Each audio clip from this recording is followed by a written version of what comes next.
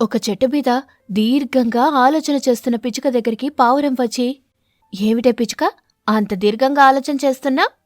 నాకు కొత్తగా ఆలోచనలేముంటాయి పావురమ్మా, నా భర్త గురించి నా పిల్లల గురించి తప్ప. ఏం జరిగింది పిచ్చుక? మళ్ళీ నీ భర్త కాకిగాడేమైనా గొడవ చేశాడా? ఆయన ఎప్పుడు ప్రేమగా ఉన్నాడు పావురమ్మా. ఎప్పుడు చూడు ఏదో ఒకటి అంటూనే ఉంటాడు. చెడు అలవాట్లకి బాగా బానిసయ్యాడు. ఎప్పుడు చూడు ఏదో ఒకటి తింటూనే ఉంటాడు. నోట్లో నుంచి ఒంట్లో నుంచి మహా చెడ్డ వాసన వస్తోంది. అది పిల్లలు భరించలేకపోతున్నారు. అందుకే కదా పిచ్చుక, ఆ కాకిగాడిని వేరొక ఇంట్లో ఒంటరిగా ఉంచాం. ఇప్పుడు నాకున్న బాధల్లో ఆ బాధ కూడా తోడైంది పౌరమ్మ. బాధెందుకు పిచ్చుక, ఆ కాకిగాడు ఆ ఇంట్లో హాయిగానే ఉంటున్నాడు కదా. వాడికి వాడే కష్టం చేసుకుంటున్నాడు. వచ్చిన సంపాదనలో నుంచి ఇంటి ఖర్చుల నిమిత్తం సగం ఇస్తున్నాడు. మిగతాది వాడి ఖర్చులకు వాడుకుంటున్నాడు. వాడికి నచ్చినట్టుగా ఉంటున్నాడు. నీకు పెళ్లి కాలేదు కాబట్టి భార్యాభర్తల బంధం అర్థం కావడం లేదు. భార్యాభర్తల బంధం అంత గొప్పదా పిచ్చుక? కాబట్టే కదా పావురమ్మ, పెద్దవాళ్ళు పెళ్లితో ఇద్దరిని ఒకటి చేస్తున్నారు. ఆ ఇద్దరు కష్టాలను సంతోషాలను పంచుకుంటూ కన్నీళ్లను దాచుకుంటూ తమకున్నంతలో ఆనందంగా జీవనం సాగిస్తూ ముగ్గురవుతున్నారు. మరీ మురిపంగా ఉంటూ నలుగురవుతున్నారు. మరి నువ్వు కాకి పెళ్లి చేసుకున్నారు, నలుగురయ్యారు. కాని ఇప్పుడు కాకిగాడు ఒక ఇంట్లో ఉంటున్నాడు. నువ్వు నీ ఇద్దరు పిల్లలతో ఒక ఇంట్లో ఉంటున్నావు. ఇదెక్కడి బంధం పిచ్చుక? ఎందుకుంటున్నామో అర్థమైతే నువ్వు ఈ ప్రశ్న అడగవు పావురమ్మా. అయితే నేను పెళ్లి చేసుకుంటాను పిచ్చుక. సంతోషం పావురమ్మా, మంచి నిర్ణయం తీసుకున్నావు. నేను కాకి దగ్గరకు వెళ్తున్నాను. ఏమైనా ఇచ్చేదుంటే ఇవ్వు, వాడికిచ్చి కాసేపు మాట్లాడొస్తాను. ఇచ్చేటిదేం లేదు పావురమ్మా, ఎప్పటికప్పుడు భోజనం నీళ్లు తీసుకెళ్ళి ఇస్తూనే ఉన్నాను. ఇంకా ఏమైనా అవసరం అనుకుంటే ఫోన్ చేస్తున్నాడు, అప్పుడు తీసుకెళ్ళి ఇస్తున్నాను. సరే అయితే ఇచ్చేదేం లేదంటావు, అంతేనా? అంతే పావురమ్మా, నా బాధ ఆయన మారాలి. ఆ చెడు అలవాట్ల నుంచి పూర్తిగా బయటపడాలి. పిల్లలు ప్రేమగా నాన్న అని దగ్గరికి వెళ్ళాలి. కాని అది జరిగేలా లేదు కదా పిచ్చుక. ఉంది పావురమ్మా, ఇప్పుడు మహాకుంభమేళ జరుగుతోంది కదా. జరిగితే ఆ మహాకుంభమేళకి నీ భర్త మారడానికి సంబంధం ఏమిటో నాకు అర్థం కావడం లేదు పిచ్చుక. అయితే నీకు మహాకుంభమేళ గురించి తెలీదన్నమాట. తెలుసుకోవాల్సిన అవసరం నాకు లేదనుకుంటాను.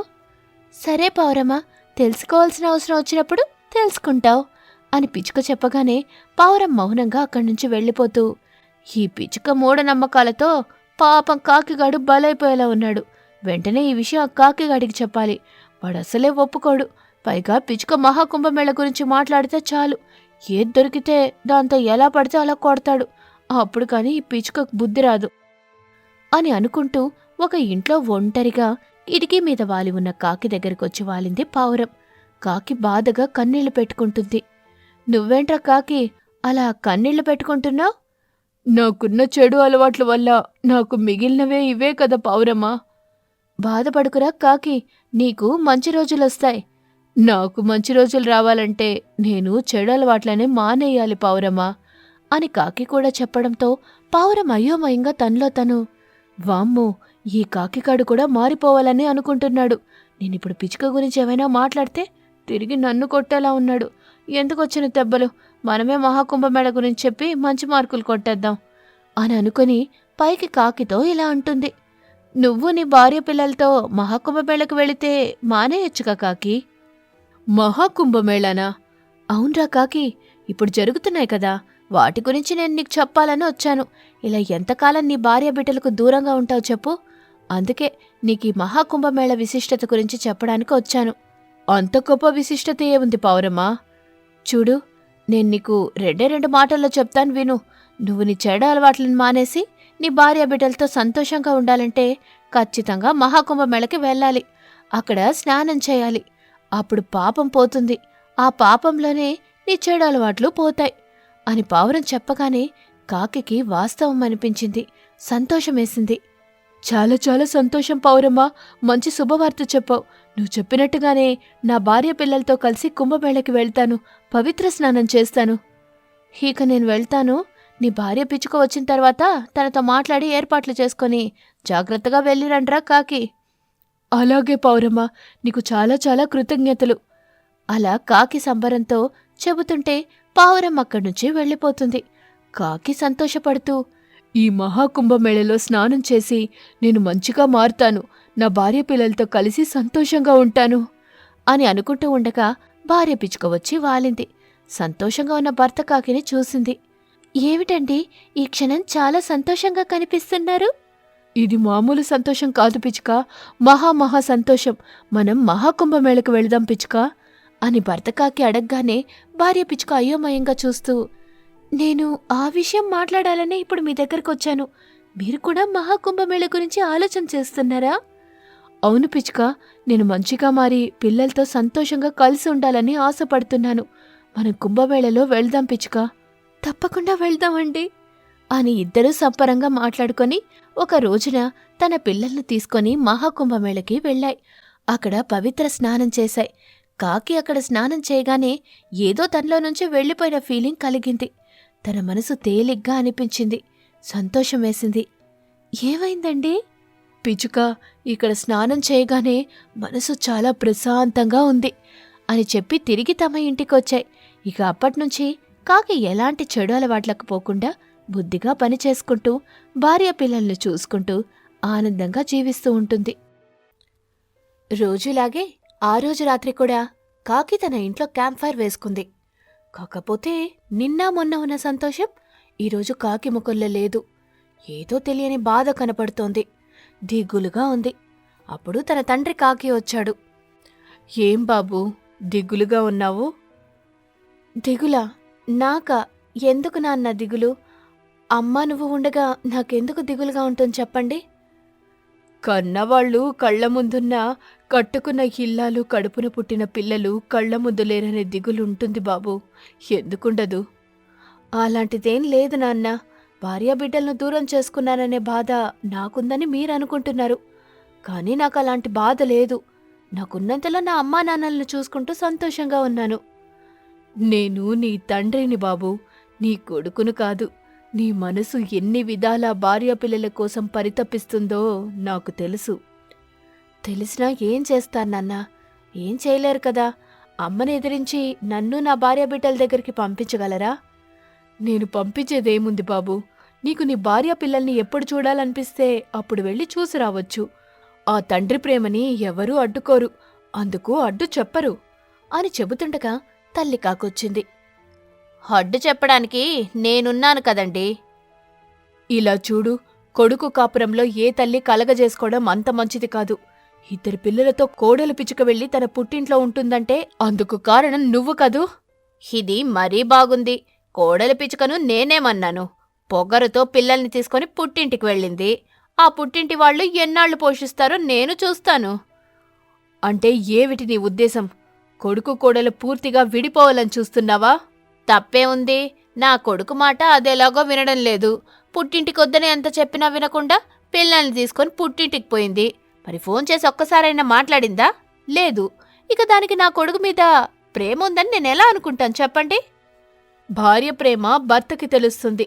భర్త ప్రేమ భార్యకు అర్థమవుతుంది. మధ్యలో వచ్చే అత్తలకు అర్థం కాదు. అర్థం చేసుకునే మనసు అత్తలకుండదు. నా కాపురం గురించి మీరెందుకు గొడవ పడతారు చెప్పండి? నాన్న, నాకు నిజంగానే భార్య పిచ్చుకను, చిన్నారి కూతురు పిచ్చుకను, చిన్నాడు కాకిని చూడాలనుంది. కానీ ఏం చెయ్యని చెప్పు. ఇప్పుడు నేను చూడ్డానికి వెళితే? వెళ్ళు బాబూ, తప్పులేదు. కోడలి పిచ్చుక అడిగినా వేరే కాపురం గురించి ఆలోచించు. మా గురించి ఆలోచన చేయకు. ఇలా కాళ్ళు చేతులు బాగున్నప్పుడు ఇలాగే ఉంటాం. పని చేయనప్పుడు నీ దగ్గరికి వస్తాం. అప్పుడు ఎలాగో నువ్వు కోడలే చూడాలి, సేవలు చెయ్యాలి. వేరే కాపురం గురించి నేనొప్పుకోను అని అనగానే తండ్రి కాకి తల్లి కాకి చెంప మీద గట్టిగా కొట్టాడు. తల్లి కాకి ఏడుస్తూ, ఎందుకు ఇంతలా కొట్టారు? కొడితే నువ్వు చేసిన నా తల్లిదండ్రులకు చేసిన ఘనకార్యం గుర్తొస్తుందని. మా అమ్మా నాన్నని కాదని నీకోసం కొడుకు కోసం నేనొచ్చిన విషయం గుర్తుకొస్తుందని అని చెప్పగానే తల్లి కాకి మౌనంగా ఉంటుంది. అది చూసి కొడుకు కాకి, అప్పుడు నానమ్మ తాతయ్యలకు నాన్నని నిన్ను దూరం చేశావు. ఇప్పుడు నన్ను నా భార్య పిల్లలకు దూరం చేయాలని చూస్తున్నావు. అసలు నువ్వు తల్లివేనా? బాబూ, మీ అమ్మతో మాట్లాడుతూ టైం వేస్ట్ చేయకు. ఇప్పుడు నువ్వు మీ అత్తగారింటికి వెళ్ళు. కోడల్ని పిల్లల్ని తీసుకొనిరా. వెళ్ళు బాబూ. ఈ అర్ధరాత్రి వద్దులే నాన్న, ఉదయాన్నే వెళ్తాను. అలా అనొద్దు బాబూ. చేసిన తప్పును సరిదిద్దుకోవడానికి రాత్రి పగలని ఆలోచన చేయకూడదు. మీ అత్తగారింటికి వెళ్ళి కోడల్ని పిల్లల్ని తీసుకురా. మా గురించి నువ్వు ఎలాంటి ఆలోచన చెయ్యొద్దు బాబూ. నీ భార్య ఏం కోరినా నువ్వు ఒప్పుకో. అది తీర్చే ప్రయత్నం చేయి. సంతోషంగా ఉండు. వెళ్ళు బాబూ, మీ అత్తగారింటికి వెళ్ళు. వాడికి వెళ్ళడం ఇష్టం లేకుంటే మీరెందుకు అంతలా వెళ్ళమని ఇబ్బంది పెడుతున్నారో నాకేమీ అర్థం కావడం లేదు. భార్యగా తల్లిగా నువ్వు మాట్లాడే అవకాశం కోల్పోయావు. నువ్వెళ్ళు బాబూ, మా గురించి ఏమాత్రం ఆలోచన చేయకు అని చెప్పగానే కొడుకు కాకి క్షణం కూడా ఆలోచించకుండా అంత చలిలో ఇంట్లో నుంచి బయలుదేరి సన్నగా పడుతున్న మంచులో వణుకుతూ అత్తగారింటికి వచ్చాడు. అత్తామామలైన పిచుక దంపతులు అల్లుడు కాకిని ప్రేమగా ఇంట్లోకి పిలిచారు. గుడ్డుకూరతో భోజనం పెట్టారు. చిన్నారి కూతురు పిచుక, చిన్నోడు కాకి తమ కోసం వచ్చిన తండ్రి కాకిని చూసి సంతోషపడ్డాయి. భార్య పిచుక కూడా ఆనందపడుతూ, నాకు తెలుసండి మా కోసం మీరు వస్తారని. రాకుండా ఎలా ఉండగలను పిచుక? 10 ఏళ్ల కాపురం, 2 పిల్లలు, ఎన్నో గొడవలు, మరెన్నో అలకలు, ఇంకెన్నో బతిమాలింపులు. ఇవన్నీ నా కళ్ల ముందు కదులుతుంటే నేనక్కడ ప్రశాంతంగా పడుకున్నది లేదు తెలుసా? నేను మాత్రం ఇక్కడ దుప్పటి కప్పుకొని హాయిగా పడుకున్నానా? లేదు. నేను లేకుంటే నువ్వు ప్రశాంతంగా పడుకుంటావని నేనెలా అనుకుంటాను పిచుక? నా భార్య గురించి నాకు తెలీదా చెప్పు? మనం రేపు మన ఇంటికి వెళ్దాం పిచుక. మన ఇల్లా? మనకిల్లెక్కడుంది? అదేమిటి పిచుక అలా అంటావు? ఇంతకాలం మనం కాపురం చేసిన ఇల్లు, అమ్మా నాన్నలున్న ఇల్లు. ఆ ఇల్లు మాత్రం మన ఇల్లు కాదా? మన్నించండి, నేను మాత్రం ఆ ఇంటికి రాను. మనం మరొక ఇల్లును కట్టుకొని ఆ ఇంట్లో ఉందాం. ఇప్పటికిప్పుడు కొత్త ఇల్లంటే ఎలా పిచుక? నువ్వే ఆలోచించు. అసలే ఇది చలికాలం, పైగా మన దగ్గర అంత డబ్బు కూడా లేదు. ఇల్లు కట్టడం అంటే మామూలు విషయం కాదు కదా. పెద్దగా ఖర్చు లేని ఇంటి గురించి చెబుతాను. అప్పుడు ఆ ఇంటిని కట్టుకోవడానికి ఒప్పుకుంటారా? ఏవిటా ఇల్లు? ఎలాగో కర్రలు దొరుకుతాయి. ఎండిన గడ్డి పొలం దగ్గరుంది. చేసిన పిడకలు ఉన్నాయి. నువ్వేం చెబుతున్నావో నాకు అర్థమైంది పిచుక.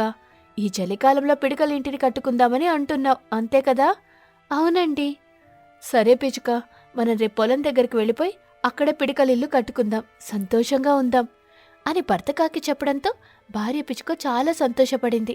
అలా ఆ భార్యాభర్తలు సరదాగా కబుర్లు చెప్పుకుంటూ ఆ రాత్రి ఎప్పుడో పడుకున్నారు. మరుసటి రోజున అత్తగారింట్లో భోజనం చేసి తన భార్య పిల్లల్ని తీసుకుని పొలం దగ్గరికొచ్చాడు కాకి. 2-3 గంటలు కాకి పిచుకలు కష్టపడి పిడుకల ఇల్లు కట్టుకున్నారు. ఆనందంగా జీవించడం మొదలుపెట్టారు. ఓ రోజు రాత్రి దట్టంగా మంచు పడుతూ ఉండగా పక్కపక్క ఇళ్లల్లో ఉన్న కాకి పిచుక ఒకదానినొకటి చూసుకుంటూ ఉంటాయి. ముచ్చటగా 3 సార్లు అవకాశం ఇచ్చావు. అందుకే కదా 3 పూటలు ఏడిపించావు. నేను ఏడిపించేదే నీకు కనబడుతోంది కాని ఆ తర్వాత నేనెంతలా నిన్ను బతిమాలుకుంటున్నానో అర్థం చేసుకోలేకపోయావు. అర్థం చేసుకున్నాను కాబట్టే 3 అవకాశాలిచ్చాను. నవ్వుతూ 4గోసారి కూడా అవకాశం ఇవ్వాల్సింది పిచుక. ఎందుకు? నవ్వులు పాలవడానికా? నాలో మార్పు వచ్చేది కావచ్చు. రాదని అర్థం చేసుకున్నాక 9 సార్లు అవకాశం ఇచ్చినా వ్యర్థమే కదా. నా నుంచి విడిపోయాక బాగా మాటలు నేర్చుకున్నావు పిచుక. నువ్వింతలా మాట్లాడ్డానికి కారణం ఆ పావురమే కదా? ఎవరూ కారణం కాదు. నీ చేతుల్లో నాశనమైన నా జీవితం నాకు నేర్పించింది. ఆ కొంగ కాపురం చూసావా? మనకంటే దారుణంగా ఉంటోంది. దాని భర్త నాకంటే మూర్ఖుడు. ఎంత కొట్టినా భార్య కొంగ ఓచుకుంటుంది కానీ ఎదురు మాట్లాడడం లేదు, విడిపోలేదు. ఆ భర్త కొంగ నీలాగా డబ్బు కోసం పిల్లలను గ్రద్దకమ్మడం లేదు. పని చేస్తున్నాడు, తాగుతున్నాడు, పైసలు తక్కువగా తెస్తున్నాడు. ఆ డబ్బులతో భార్య కొంగ పిల్లలను ఎలా పోషిస్తుంది? అందుకే ఆ గొడవ. అది నీకర్థం కాదు. అర్థమైతే ఇలా మాట్లాడవు. అయినా ఆ కొంగ దంపతుల గురించి నీకెందుకు? ఇరుగు పొరుగు పక్షులం కదా, ఆ మాత్రం మాట్లాడుకుంటే తప్పులేదు. నీతో మాట్లాడుకుంటూ ఉంటే అది గొడవ వరకు వెళ్తుంది. గొడవ వరకు ఎందుకు పోతాం చెప్పు పిచుక? అయినా ఇప్పుడు మనం భార్యాభర్తలం కాదు, పక్కపక్క ఇళ్లల్లో ఉండే పరాయి పక్షులం. నీ పని నీది, నా పని నాది. హలో అంటే హలో, చలో అంటే చలో, అంతే. అంతేనా? బొమ్మరిల్లు డైలాగులొద్దు. బాగా మంచు పడుతోంది, చలిగా ఉంది. నేను వెళ్ళి పడుకుంటాను. తోడుగా నేను కూడా వస్తాను పిచుక. ఒంటరిగా పడుకోలేకపోతున్నాను. నేను మాత్రం ప్రశాంతంగా పడుకుంటున్నాను. అబద్ధాలు చెప్పకు పిచుక. అబద్ధమని నువ్వనుకుంటే నేనేం చేయను. మంచి మనసున్న పిచుకను చేసుకుంటావో పావురాన్ని చేసుకుంటావో చిలుకను చేసుకుంటావో నీ ఇష్టం. పెళ్లి చేసుకో, తనతో చక్కగా ఉండు. నన్ను బాధ పెట్టినట్టుగా తనని కూడా బాధ పెట్టకు. నేను ఎవ్వర్నీ పెళ్లి చేసుకోను. నాకు నువ్వు కావాలి పిచ్చుక. నన్ను నీలాగా ఎవరొచ్చినా అర్థం చేసుకోలేరు అని కాకి అంటుంటే పిచ్చుక తలుపు వేసుకొని పడుకుంటుంది. నిన్ను ఎలా ఒప్పించాలో నాకు బాగా తెలుసు పిచ్చుక. మనకు విడాకులైనా నేను మళ్ళీ నిన్నే పెళ్లి చేసుకుంటాను అని కాకి బెడ్ మీద పడుకుంటుంది. తన కలలో అందంగా నవ్వుతున్న పిచ్చుక కనపడుతుంటే ప్రశాంతంగా నిద్రపోతోంది. మరుసటి రోజున పావురం దగ్గరికొచ్చింది కాకి. ఏంట్రా కాకి, దారి తప్పి నా ఇంటికొచ్చా? దారి తప్పి కాదు పావురమ్మా, దారి తెలుసుకొని మరీ వచ్చాను. నాతో అంత అవసరం ఏమొచ్చిందిరా? నాకు పిచ్చుకకి మళ్ళీ పెళ్లి చేయి అని కాకి చెప్పగానే పావురానికి కోపం వచ్చింది. కాని దిగమింగింది. ఏ ముఖం పెట్టుకొని మళ్ళీ నీకు పిచ్చుకకి పెళ్లి చేయమని అడగడానికొచ్చావురా కాకి? నా నల్ల ముఖమే పెట్టుకొనొచ్చాను పావురమ్మా. అదే నల్ల ముఖం పెట్టుకొనొచ్చే దారిలోనే వెళ్ళిపోరా. అది కాదు పావురమ్మా. చూడు కాకి, ఒకసారి పిచ్చుకని పెళ్లి చేసుకుని చిత్రహింసలు పెట్టావు. అవి మామూలు హింసలు కాదురా. నువ్వు చేసిన గాయాలు పిచ్చుక ఒంటికి తగిలినవి కాదు, మనసుకు తగిలినవి. దాని మనసు 3 ముక్కలైంది. వెళ్ళు. నన్నెంతలా బతిమాలినా నేను నీకు పిచ్చుకకి మళ్ళీ పెళ్లి చేయలేను. అన్నీ తెలిసి నువ్వే అలా అంటే ఎలా చెప్పు? అన్నీ తెలుసు కాబట్టే అన్ని విషయాల గురించి మాట్లాడుతున్నాను. అయినా పిచ్చుకకి విడాకులిచ్చావు కదరా, మళ్ళీ పిచ్చుకనే పెళ్లి చేసుకోవడమేంటి? విడాకులిచ్చినంత మాత్రాన పిచ్చుకను మళ్ళీ పెళ్లి చేసుకోవద్దని ఎవరూ చెప్పలేదు. ఎక్కడా అలాంటి తీర్మానం చేయలేదు కదా పావురమ్మా. ఈ వాదనంతా ఎందుకురా కాకి? నేను నీకు పిచ్చుకకి మళ్ళీ పెళ్లి చేయలేను. ఇక్కడ్నుంచి వెళ్ళిపో అని పావురం చెబుతుండగా చిలుక వచ్చింది. కాకిని చూసి, అరే మన కాకి, ఎరా కాకి, ఎలా ఉన్నావు? బాగున్నాను చిలుక, నువ్వెలా ఉన్నావు? నేను నీలా పెళ్లి చేసుకుని విడాకులు ఇవ్వలేదు కదా, బాగలేకపోవడానికి. పనిమంతుడైన మగ చిలుకను చూసి పెళ్లి చేసుకున్నాను. చక్కగా కాపురం చేసుకుంటున్నాను. నువ్వు చేసినట్టుగా నా భర్త చిలుక చేయడు. భార్యాభర్తల బంధం గురించి ఆ కాకిగాడికి తెలిసినా అర్థమైనా పిచ్చుకకి విడాకులిచ్చేవాడు కాదు. మళ్ళీ ఇప్పుడు పిచ్చుకనే పెళ్లి చేసుకుంటానని అడగడానికి వచ్చేవాడు కాదు. ఏమిటి, విడాకులిచ్చిన పిచ్చుకనే మళ్ళీ పెళ్లి చేసుకుంటావా? అవును చిలుక, అందులో తప్పేముంది? విడాకులివ్వకముందు పిచ్చుకను బాగా కొట్టి తిట్టి అనుమానించాను. విడాకులిచ్చిన తర్వాత బుద్ధొచ్చిందా? అవును చిలుక, పిచ్చుక లేకుండా నేను బతకలేనని అర్థమైంది. పిచ్చుక నాకొక భార్య ప్రేమనే పంచలేదు చిలుక, అమ్మ ప్రేమని పంచింది, నాన్న ప్రేమని పంచింది, అనుబంధాల విలువలను అర్థమయ్యేలా చేసింది అని కాకి చెబుతుంటే కాకి గొంతులోని మాటల్లోని నిజాయితీని చిలుకా పావురం అర్థం చేసుకున్నాయి. నేనింటికి వెళ్ళగానే పిచ్చుక కనబడేది. మనసుకి ఎంతో హాయిగా ఉండేది. నా కోసం నా భార్య ఇంటి దగ్గర ఎదురు చూస్తుందనే ఫీలింగ్ ఉంటుంది చూడండి, అది మామూలుగా ఉండదు. ఏం చేసినా ఆ ఫీలింగ్ రాదు. కోపమొచ్చినా ప్రేమొచ్చినా నేను చూపించేది నా పిచ్చుక మీదనే కదా చిలుక. నీ బాధను నేను అర్థం చేసుకుంటాను కాకి, కానీ దెబ్బతిన్న పిచ్చుక ఎలా అర్థం చేసుకుంటుంది చెప్పు? అందుకే కదా మీరర్థం చేసుకొని నా పిచ్చుకకు కూడా అర్థమయ్యేలా చెబుతారని ఇంతలా మిమ్మల్ని వేడుకుంటున్నాను అని కన్నీళ్లు పెట్టుకుంటున్న కాకికి తెలీదు పావురం ఇంట్లోనే పిచ్చుక ఉందని. కాకికి కనపడకుండా కాకి చెబుతున్న మాటలు వింటుందని, కాకి మాటలకు పిచ్చుక కూడా కన్నీళ్లు పెట్టుకుంటుందని. ఇప్పుడు నేను ఇంటికెళ్ళేసరికి ఇల్లంతా చీకటి, చెల్లాచెదురైన సామాన్లు, ప్రశాంతత లేదు. ఇంట్లో ఏదో దురదృష్టం తిష్టవేసి కూర్చున్నట్టుగా ఉంది. అప్పుడే నాకు అర్థమైంది నా భార్య పిచ్చుక విలువ ఏంటో. నాకు నా పిచ్చుక కావాలి. అందుకే మీరందరూ పెద్ద మనసు చేసుకొని నా పిచ్చుకతో మళ్ళీ పెళ్లి చేయండి. ఇక నుంచి పిచ్చుకను ప్రేమగా చూసుకుంటాను. మళ్ళీ పెళ్ళనేది పిచ్చుక చేతిలో ఉందిరా కాకి. పిచ్చుకతో మాట్లాడిన తర్వాత నిర్ణయం తీసుకుంటాం. ఇక వెళ్ళు. అప్పటి వరకు బుద్ధిగా పని చేసుకుంటూ ఇంటిని చక్కబెట్టుకుంటూ ఉండు అని చెప్పగానే కాకి అక్కడ్నుంచి వెళ్ళిపోతుంది. కాని కాకికి తెలీదు కాకి పిచ్చుక ఇక మీదట ఎప్పుడు కలవని 2 సమాంతర రేఖలని.